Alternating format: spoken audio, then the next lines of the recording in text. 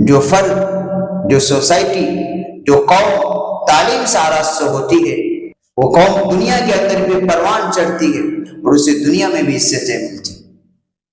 ہم نے خطبے میں جس آیت مبارکہ کی تلاوت کی، اس میں اللہ تبارک و تعالیٰ سوال کر رہے ہیں، جو لوگ اہل علم ہیں، جو تعلیم یافتہ ہیں، جو دانش مند ہیں، جو علم و حکمت والے ہیں، وہ اور جو لوگ ان چیزوں سے خالی ہیں برابر نہیں ہو سکتے۔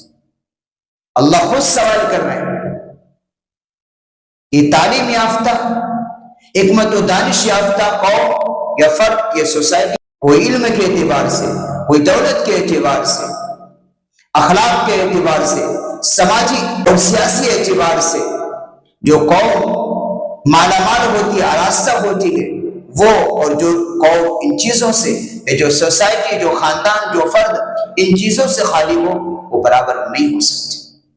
اس لیے ہم اپنے بچوں کو اعلیٰ تعلیم سے آراستہ کریں، دنیاوی تعلیم بھی ان کو اعلیٰ دلائیں اور دینی تعلیم بھی اعلیٰ معیار تک پہنچائیں، ان کو عالم بنائیں، مفتی بنائیں، تقوی پرہیزگار بنائیں، ان کی تربیت بھی اچھی ہے۔ تعلیم اور تربیت دونوں چیزیں ضروری ہے، صرف تعلیم کافی نہیں ہے، علم کافی نہیں ہے، علم کے ساتھ ساتھ اس کی تربیت بھی ضروری ہے۔ تربیت اگر ہم اپنے آنے والی نسلوں کی اچھی تربیت کریں گے تو انشاءاللہ وہ ہمارے لیے بھی عزت کا سبب بنیں گے اور کل قیامت میں بھی اللہ تبارک و تعالیٰ کی رضامندی کا ذریعہ بنیں گے۔ جو بچے تعلیم سے بہرا ہوتے ہیں، تربیت سے کوڑا ہوتے ہیں، وہ خود اپنے ماں باپ کے لیے درد سر بنے رہتے ہیں۔ جب ہمارے بچے آج مسجدوں سے دور ہوں گے، ان کے اخلاق بگڑ رہے ہوں گے، تو پھر ہماری قوم اور ہماری خاندان اور ہماری عزت پر بہت بڑا دھبا لگے گا۔ ہم اپنے بچوں کی تعلیم و تربیت پر خاص توجہ دیں، ایک ماں باپ کی ذمہ داری بھی ہے۔ قرآن خود کہتا ہے، یا ایھا الذین آمنوا قوا انفسکم واہلیکم نارا، ایمان والو اپنے آپ کو اور اپنے اہل و عیال کو جہنم کی آگ سے بچاؤ، پر ایک وقت کھاؤ، ایک وقت کا پیسہ بچاؤ اور اس پیسے کو اپنے بچوں کی تعلیم پر صرف کرو، اتنی اب ضرورت ہے۔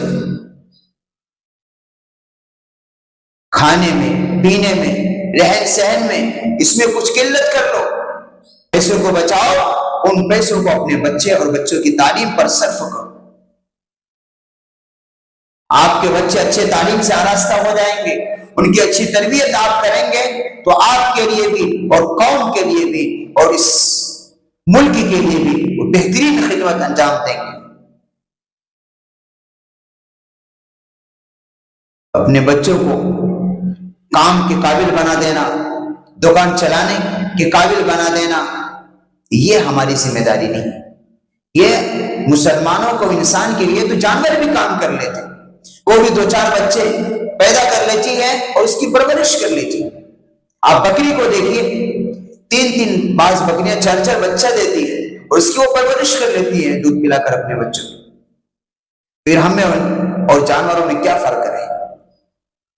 ہم تو انسان ہیں، اشرف المخلوقات، ہماری سوچ اعلیٰ ہونی چاہیے۔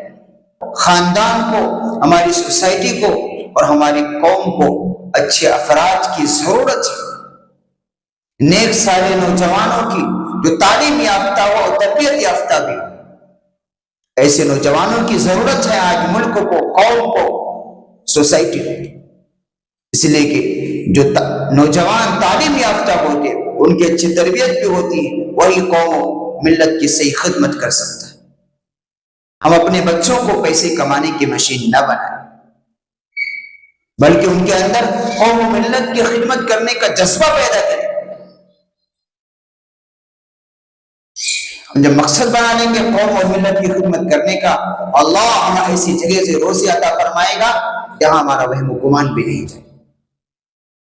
مقصد بنا لیجیے خدمت کرنے کا، ہر اعتبار سے مضبوط ہونا ہے، سیاسی اعتبار سے بھی ہمیں مضبوطی حاصل کرنی ہے، سماجی اعتبار سے بھی، اخلاق کے اعتبار سے بھی، کردار کے اعتبار سے بھی اور تعلیم کے اعتبار سے۔ ہر میدان میں ہمیں محنتیں کرنی ہے اور اپنے آنے والی نسلوں کو، اپنے بچوں کو ہر میدان میں اعلیٰ معیار پر کھڑا کرنا ہے۔ پھر دیکھیے ہمیں کوئی دنیا کی طاقت نہیں سیر کر سکتی۔